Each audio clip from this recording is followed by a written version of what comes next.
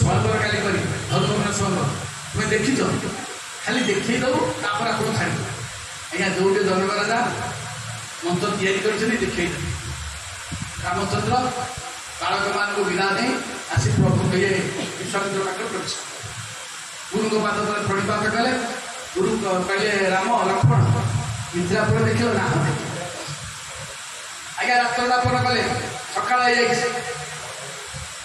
विश्वामित्र कहले राम मु ठाकुर पूजा कर पुष्प दरकार जनक राजा गोटे पुष्प बाटिका अच्छी तुम्हें जाओ जो भाई किसी फूल आन पुष्प आन कि शीघ्र आस ठाकुर पूजा कर आज्ञा विश्वामित्र सब जान आज दीप परम मिलन हो विश्वामित्र का पाद प्रणिपात करी राम लक्ष्मण चली आज्ञा पुष्प बाटिका जाए प्रवेश कले पुष्प बाटिका माली मैंने कम करती एवं भी अच्छी आज्ञा माली मैंने कम करती माली मैंने देखीदे जड़े गौरवर्ण जड़े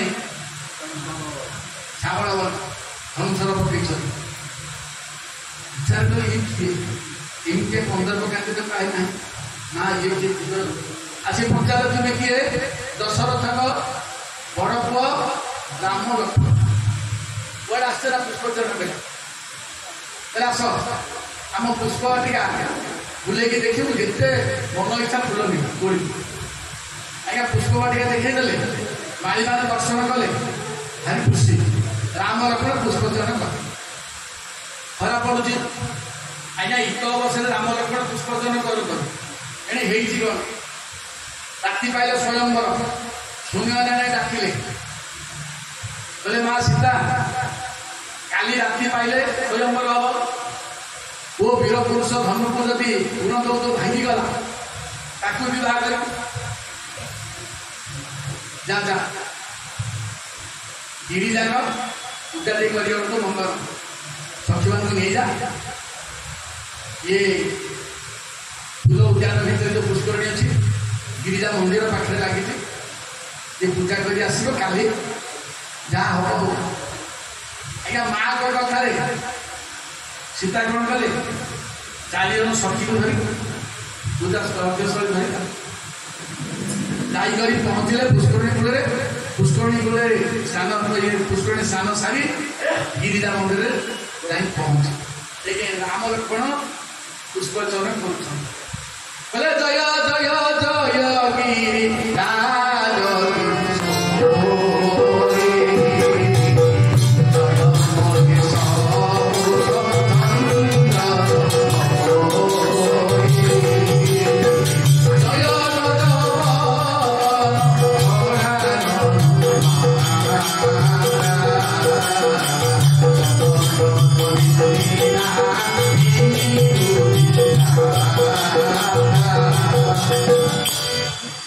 सखी मैंने पूजा कर माँ बोले माँ आज शेष दिन देखा से तुम काली को पुओ धनु को भांग गुण दौदू मुझे हाथ बाहर कर शाशु घर को चली बोले सखी मैंने ये मन भरा माँ को पूजा कर सीता बच्चन ध्यान रामचंद्र मानस माँ को स्तोत्र गोटे गाईगला माँ कटिक चंडी अच्छे से चंडी से दुर्गा से कहले गोपी निवासिनी दुष्ट विनाशिनी कहले गोपी निवासिनी दुष्ट विनाशिनी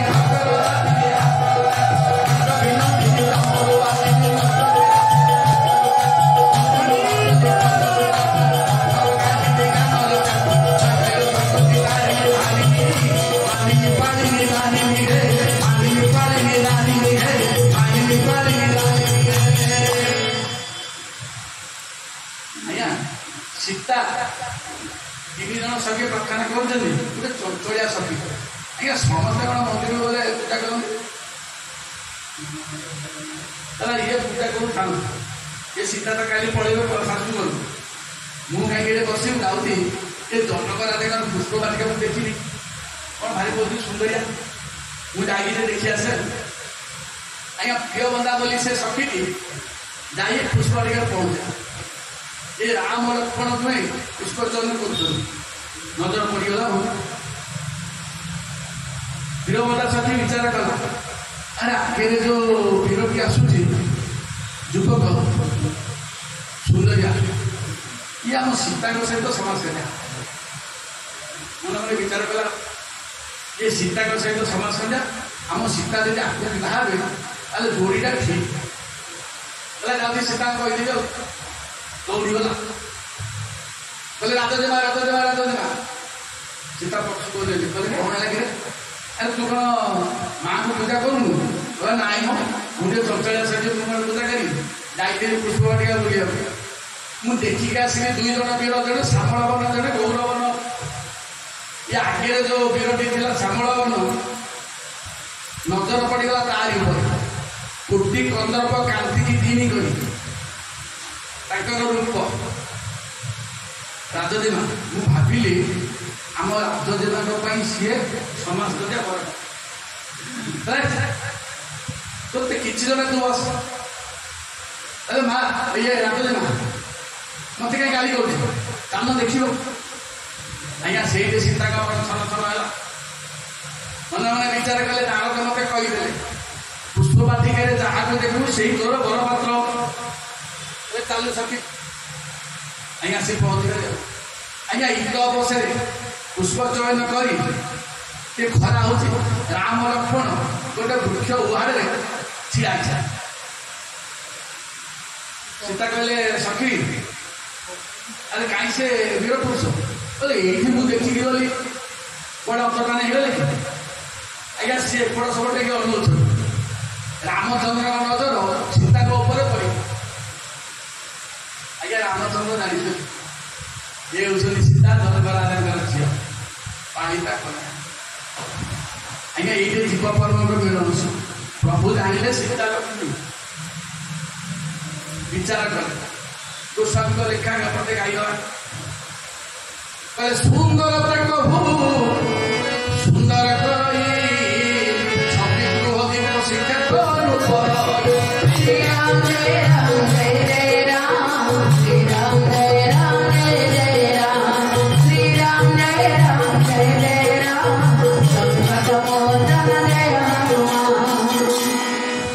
ଯେତେ ବିଧାତା ସୁନ୍ଦରୀ କନ୍ୟାକୁ ତିଆରି করে ସୁନ୍ଦର ଦେଇକରି ଏ ସଂସାରରେ ଯେତେ ସୁନ୍ଦରୀ କନ୍ୟା ଅଛନ୍ତି ସମସ୍ତଙ୍କ ସୁନ୍ଦର ଆଣିକି ଏଇ ସୁନ୍ଦରୀ ସୀତାକୁ ନିର୍ମାଣ କରିଛନ୍ତି ଲକ୍ଷ୍ମଣ ଇଏ ହେଉଛି ଜନକରାଜଙ୍କର କିନ୍ତୁ ରାମଚନ୍ଦ୍ର ମନେ ମନେ ବିଚାର କଲେ କହିଲେ ଆମର ସୀତା କି ସୁନ୍ଦର ତୁମେ ଦେଖାଯାଉଛି ଗୋଟେ ଭଞ୍ଜ ସାହିତ୍ୟରେ ମତେ ଦେଖାଉଛି ଓଡ଼ିଆ କରିଛନ୍ତି କବି ଉପେନ୍ଦ୍ର ଭଞ୍ଜ କହିଲେ ପିତା ଗୋଟିଏ କନ୍ୟା ପରି ଗୋଟିଏ ଗଢ଼ିଲେ କି କରି ବ୍ରହ୍ମାଣ୍ଡ ଲକ୍ଷ୍ୟରେ ଖୋଜିଲେ ଲକ୍ଷ୍ୟରେ ନଥିବେ ସୁନ୍ଦରୀ କହିଲେ ବ୍ରହ୍ମା ଗୋଟିଏ କନ୍ୟା ପରି ଗୋଟିଏ ଗଢ଼ିଲେ କି କରି ଗୋଟିଏ ବ୍ରହ୍ମା ଆଜ୍ଞା ଗୋଟିଏ ବ୍ରହ୍ମା କୋଟି କୋଟି କନ୍ୟାକୁ ନିର୍ମାଣ କରେ 56 କୋଟି ପ୍ରକାର ଯୋଉ ସଜନା କରିଛନ୍ତି ବ୍ରହ୍ମା ଗୋଟିଏ ବ୍ରହ୍ମା ଯଦି ଏକତ୍ରିତ ହେବେ ଏ ସୀତା ଭଳି ସୁନ୍ଦରୀ ଗଢ଼ି ପାରିବେ ନା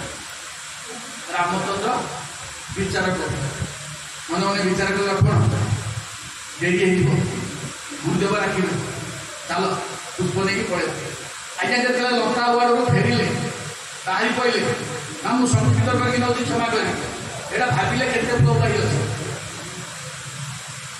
ସୀତାଙ୍କ ନଜର ପଡ଼ିବ ପ୍ରିୟମତା ଶକ୍ତି କଲା କହିଲେ ରାଜଜେମା ଏଇ ଯିଏ ଲଙ୍କା ୱାର୍ଡର ମାନେ ବୃକ୍ଷ ବେଳକୁ ବାହାରିଲେନି ଆଗରେ ଯୋଉ ପୁଅ ପଛରେ ଯୋଉ ଦି ଭାଇ ଜଣା ପଡୁଛନ୍ତି ଆଉ ମୁଁ ଆଙ୍କୁ ଦେଖିକି ଗଲି ଆଜ୍ଞା ସୀତାଙ୍କ ନଜର ପଡ଼ିଗଲା ରାମଚନ୍ଦ୍ରଙ୍କ ଉପରେ ଦେଖନ୍ତୁ ରାମଚନ୍ଦ୍ର ମାନସ ଗୋସ୍ୱାମୀଙ୍କ ଲେଖା ଥକେ ନୟନ ରଘୁପତି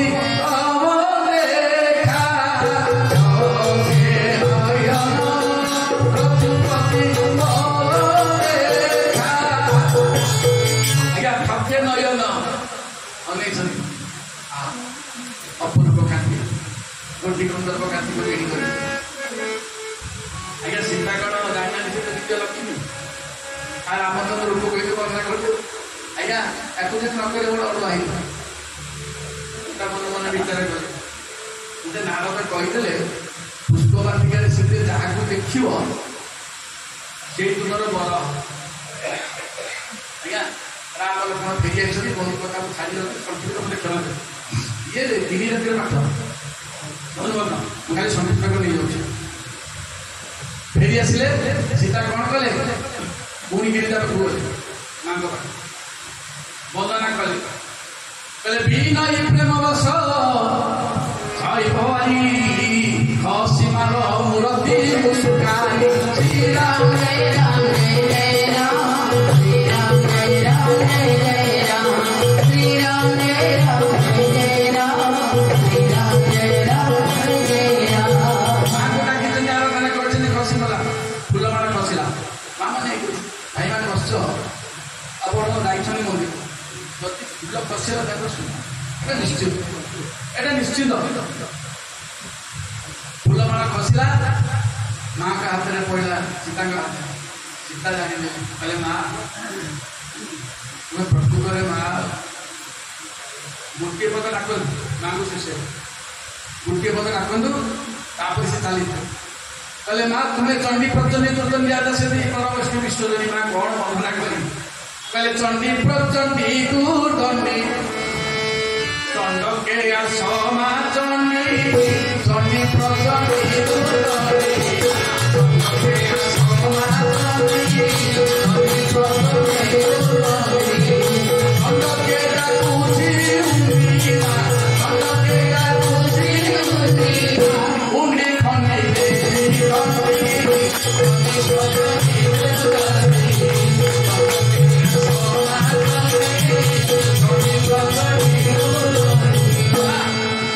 চণ্ডী প্রচণ্ডী ଶିବଙ୍କର ଘରଣୀ ହେ ମା କେତେ ରୂପ ତମର କେତେ ନାଁ ଅଛି ବର୍ଣ୍ଣନା କରିପାରିବି ସାଧାରଣ ଆଉ ଗୋଟିଏ ପଦ ଗାଉଛି କହିଲେ ଦୁର୍ଦଣ୍ଡ ମହିଷା ଦଣ୍ଡୀ ଅଖଣ୍ଡ ଭୂଖଣ୍ଡ ଦଣ୍ଡୀ ମହିଷା ଦଣ୍ଡୀ ଅଖଣ୍ଡ ଭୂଖଣ୍ଡ ଦଣ୍ଡୀ ଚଣ୍ଡ ପ୍ରଚଣ୍ଡ ଦଣ୍ଡୀ ଗୋମା ଚଣ୍ଡ ପ୍ରଚଣ୍ଡ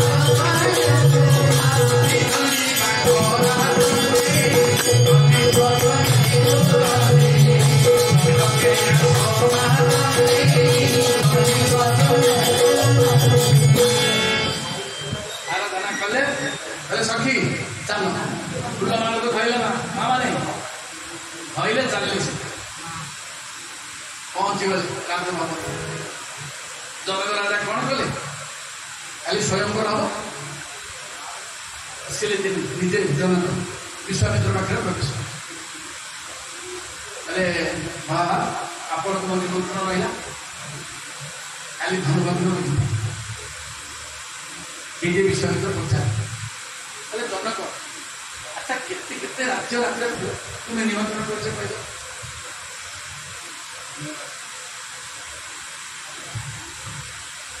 ଜନକ ରାଜା କହିଲେ କହିଲେ ମହାଭାଗ ଶୁଣନ୍ତୁ ମୁଁ କେତେ କେତେ ରାଜ୍ୟକୁ ନିମନ୍ତ୍ରଣ କରୁଛି ଆଜ୍ଞା କବିଶରଣ ଉପେନ୍ଦ୍ର ଭଞ୍ଜ ବୈଦେଶୀ ବିଳାସ ଛାନ୍ଦ ସେଇ ରାମାୟଣ ସେ କହିଲେ ପିଟି ଚେରି ମସ୍ତ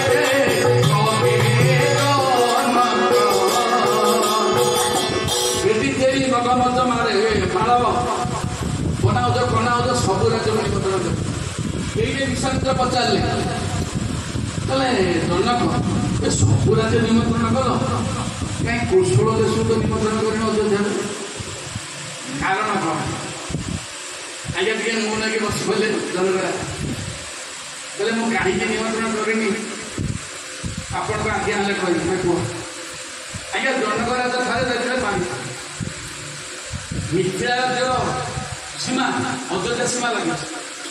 ଅଯୋଧ୍ୟା ସୀମାରେ ଗୋଟିଏ କାପଟେ ଦୌଡ଼ିଲା। ସନ୍ଧ୍ୟା ସମୟ ଯାଇଥିଲି ଶିକାର କରିବାକୁ। ଯେତେବେଳେ ଶବ୍ଦ ଶୁଭିଲା ଜନକ ରାଜା ବିଚାର କଲେ ବୋଧେ ଇଏ ଯିବ ଆଉ ଆଜ୍ଞା ମାରିଛନ୍ତି କାପଟେ ବାଜିଛି। ଆଜ୍ଞା ଏବେ ସିନା ଆମର ସିନା ବଡ଼ରେ ଅଛନ୍ତି ସୈନ୍ୟ, ସେତେବେଳେ ବି ସୈନ୍ୟ କିନ୍ତୁ ସୀମାରେ ରାଜା ସୈନ୍ୟ ଲଗେଇଛନ୍ତି। ଦେଖିଦେଲେ କାପଟେ ମରିଗଲା, ଧନସର ବାଜିଛି। ଏ ସୈନ୍ୟମାନେ ଗଲେ ବୁଝିଲେ କିଏ ମାଇଲା। ସେଠି ଜନକ ରାଜା ଛିଡ଼ା ହେଇଥିଲେ କହିଲେ ମୁଁ ମାରିଛି। ଆଜ୍ଞା ଜନକ ରାଜାକୁ ବନ୍ଦୀ କରି ସୈନ୍ୟମାନେ ନେଇ କହିଲେ ତୁ ଗୋଟେ କାପଟିଏ ଭଲ କରିଛୁ। ଦଶରଥ ରାଜା କ'ଣ କଲେ? ବନ୍ଦୀରେ ରଖିଲେ ଜନକ ରାଜା। ସେଠି କିଛି ଦିନ ରହିଲା ପରେ ପଚାରିଲେ କହିଲେ ଆଚ୍ଛା କେମିତି ମାରିଲ? ନା ମୁଁ ଜାଣିନି, ଶବ୍ଦ ଶୁଭିଲା, ମୁଁ ସର ବିଭେଦ କଲି, କାପଟିଏ ଦେଖିଲି, କାପଟିଏ ମରିଯାଇଛି, ମୋତେ କ୍ଷମା କଲି। ଯାହା ହଉ ସକାଳ କଲେ ନାହିଁ, କ୍ଷମା କରିଥିଲେ। ଦଶରଥ ରାଜା କ୍ଷମା କରିଦେଲେ, ଜନକ ରାଜା ଫେରି ଆସିଲେ। ଆଜ୍ଞା ସେଇ ରାଗଟା ରହିଲା। କହିଲେ ମହାଭାଗ, ମୁଁ ମନେ ମନେ ବିଚାର କଲି ଏମିତିଆ ସମୟ ଆସିବ ମୁଁ ଅଯୋଧ୍ୟା ଦେଶ ରାଜାକୁ ଅପମାନ କଲି। ତେଣୁକରି ଅଯୋଧ୍ୟା ମାନେ ନେଇକରି ଜନକ ରାଜାଙ୍କ ଜମିରେ ପୋତି ଦେଇକି ଆସିବେ। ତେଣୁ ରାବଣ ଏକେ ବାପା ପାଞ୍ଚ ବାପା ତାହେଲେ ମେଣ୍ଟଉ ପ୍ରାପ୍ତ ଜନକ ପରିତାପ। କହିଲେ ରାମ ଯାଅ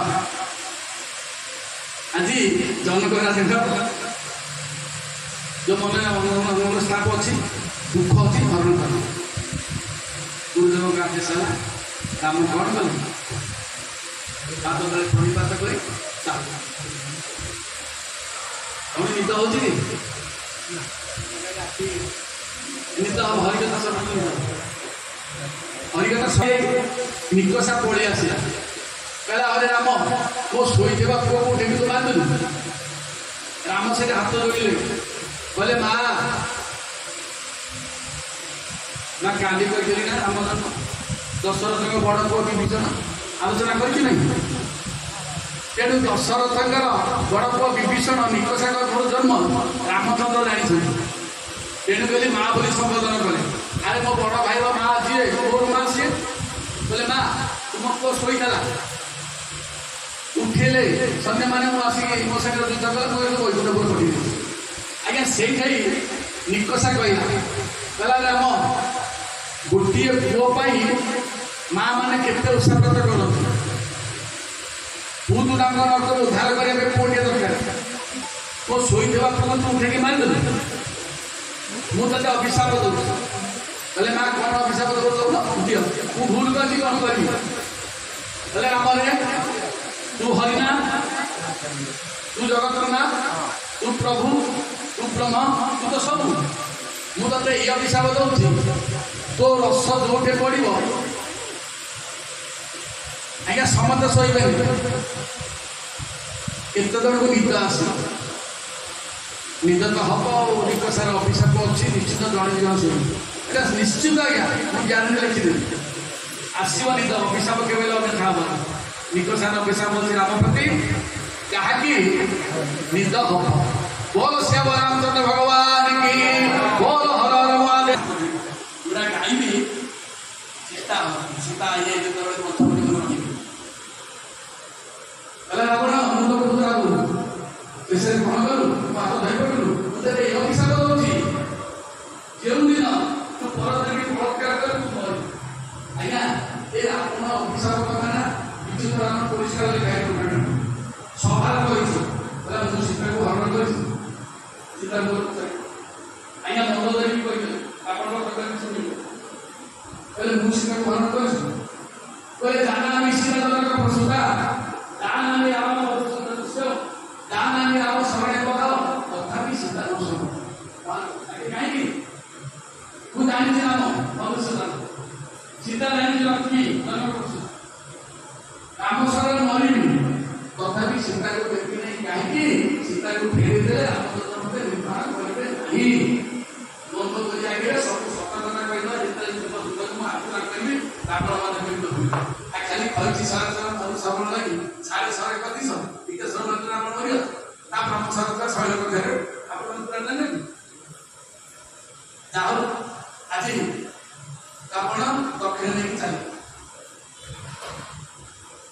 ଦିନ ବିତି ଯାଉଛି ରାମ ଲକ୍ଷ୍ମଣ ଏବଂ ଭରତ ଶତ୍ରୁଘ୍ନ ରହିଛନ୍ତି ଚାରିଜଣ ରହିଛନ୍ତି ଆନନ୍ଦ ଉତ୍ସବ ତାପରେ କାଲି ଆନନ୍ଦ ପରେ ସୁଖ ପରେ ଦୁଃଖ କି ନାହିଁ ଆଉ କାଲି ଦୁଃଖର ବିଷୟ ବନବାସ ପ୍ରସଙ୍ଗ କରିବି ରାମଚନ୍ଦ୍ର କାହିଁ 14 ବେଲେ 12 ବେଲେ 13 ବେଲେ 15 ବେଲେ এই বিশাল করে কাহিনী